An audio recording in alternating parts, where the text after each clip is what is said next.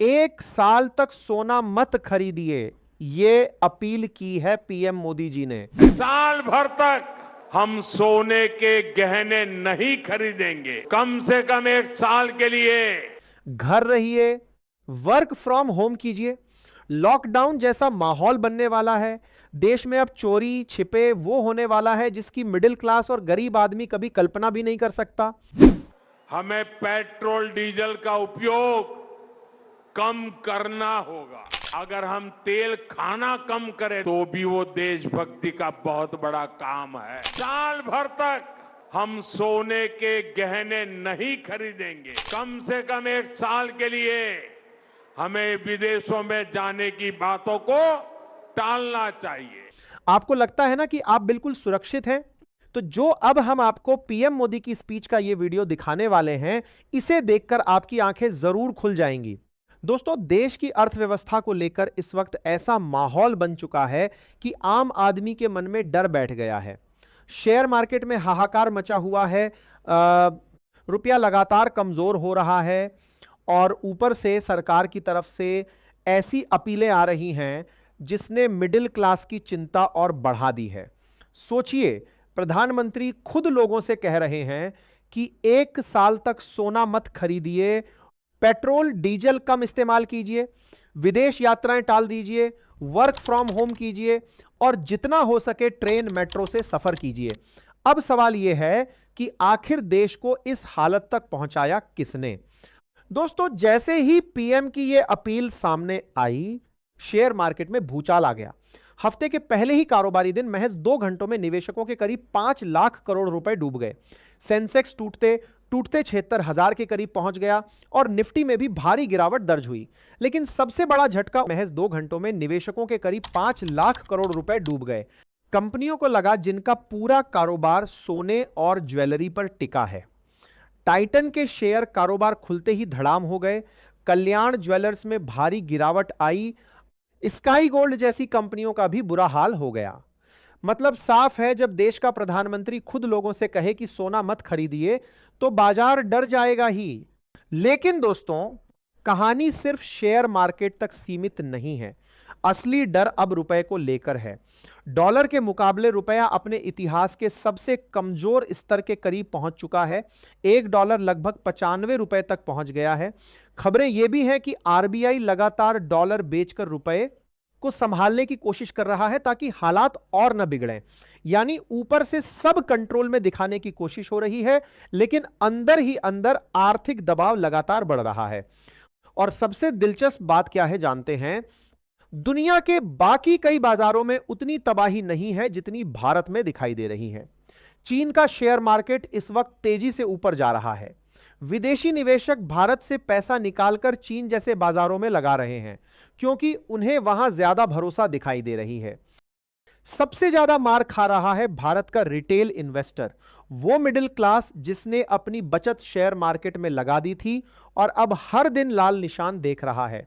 दोस्तों, तेल की कीमतें लगातार बढ़ रही हैं। सरकार भले अभी चुनावी माहौल में दाम बढ़ाने से बच रही हो, लेकिन जिस तरह प्रधानमंत्री खुद लोगों से पेट्रोल डीजल बचाने की अपील कर रहे हैं, उससे लोगों के मन में सवाल उठना लाजमी है कि क्या आने वाले दिनों में पेट्रोल और डीजल के दामों में बड़ा धमाका होने वाला है। अगर हालात सामान्य हैं तो फिर जनता को इतनी चेतावनी क्यों दी जा रही है? लेकिन विरोधाभास देखिए। एक तरफ देश की जनता से कहा जा रहा है कि विदेश यात्राएं टाल दीजिए, खर्च कम कीजिए, ईंधन बचाइए। दूसरी तरफ प्रधानमंत्री खुद बड़े विदेशी दौरे पर निकलने वाले हैं। नीदरलैंड, स्वीडन, नॉर्वे और इटली जैसे देशों की यात्रा तय है। अब समर्थक कहेंगे कि वो देश के काम से जा रहे हैं, लेकिन सवाल तो फिर भी उठेगा कि जनता के लिए एक नियम और सत्ता के लिए दूसरा नियम क्यों? इतना ही नहीं, जिस वक्त आम लोगों को ईंधन बचाने की सलाह दी जा रही थी, उसी वक्त प्रधानमंत्री के रोड शो और बड़े बड़े काफिले भी दिखाई दिए। गुजरात में मंदिर कार्यक्रम हो या दूसरे आयोजन, पूरा रोड शो वाला माहौल बना रहा। अब मिडिल क्लास यही पूछ रहा है कि क्या हर त्याग सिर्फ उसी के हिस्से में आएगा? अमीर आदमी को फर्क नहीं पड़ता क्योंकि उसके पास संसाधनों की कमी नहीं। गरीब आदमी के पास पहले से कुछ नहीं है। सबसे ज्यादा दबाव फिर उसी मिडिल क्लास पर पड़ता है जो टैक्स भी देता है, महंगाई भी झेलता है और अब निवेश में नुकसान भी उठा रहा है। दोस्तों, चुनावों के दौरान जनता को बताया गया कि सब कुछ कंट्रोल में है, तेल का भंडारण भरपूर है, अर्थव्यवस्था मजबूत है, भारत दुनिया की सबसे तेजी से बढ़ती अर्थव्यवस्था है।